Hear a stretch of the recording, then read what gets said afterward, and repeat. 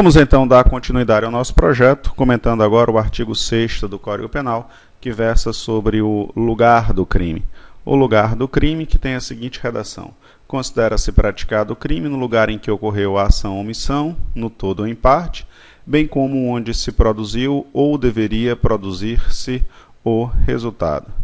Disso, eu gostaria de destacar a expressão no lugar em que ocorreu a ação ou omissão, no todo ou em parte pode ser, por exemplo, uma tentativa, como também no local em que se produziu ou deveria ter se produzido o resultado.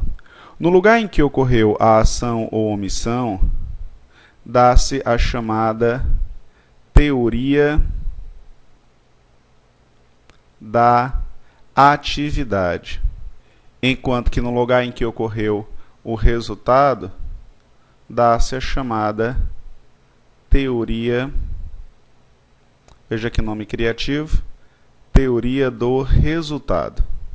Observem, portanto, que o Brasil adotou tanto a teoria da atividade ou da ação, como a teoria do resultado para determinar o lugar do crime.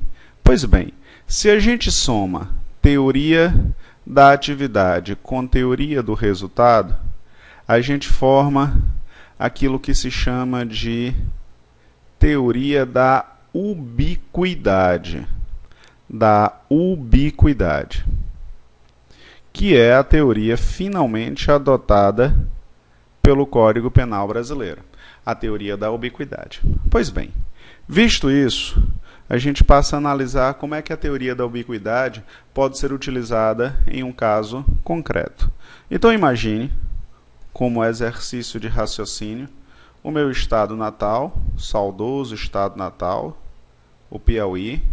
Imagine aqui Pernambuco, as proporções estão incorretas. Para saber que aqui é Pernambuco, está o Monumento do Brenan, aqui na frente.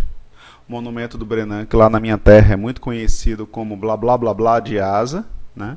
Mas aqui em Pernambuco o pessoal chama isso de obelisco, não deixa de ser um nome muito bonito, um monumento muito bonito. Mas lá em Teresina provavelmente chamariam isso de blá blá blá blá de asa.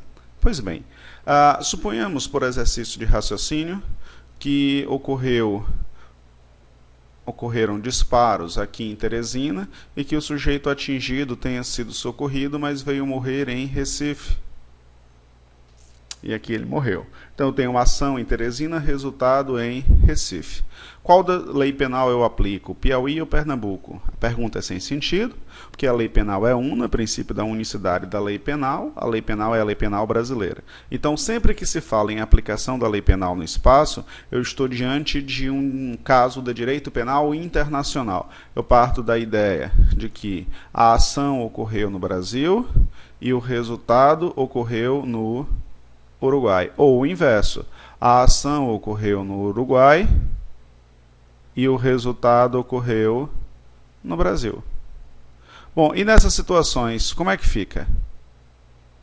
Na primeira hipótese, considerando como primeira hipótese essa em que a ação se deu no Brasil, eu aplico a lei penal brasileira. E na segunda hipótese, também. Por quê? Porque o Brasil adotou o princípio da ubiquidade, onde se considera praticado o crime tanto no lugar da ação, como no lugar do resultado. Não é fácil isso? Extremamente fácil. Quero apenas fazer algumas observações derradeiras sobre isso.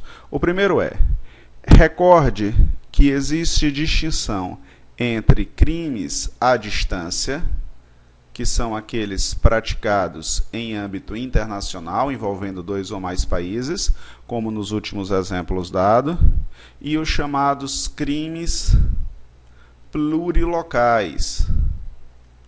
Esses crimes plurilocais interessam para fins da direito processual penal para determinação de competência, mas não é o caso de se aplicar lei penal no espaço, porque plurilocal é o crime que ocorre em comarcas distintas ou em estados distintos sem envolver países diferentes. Tá bem?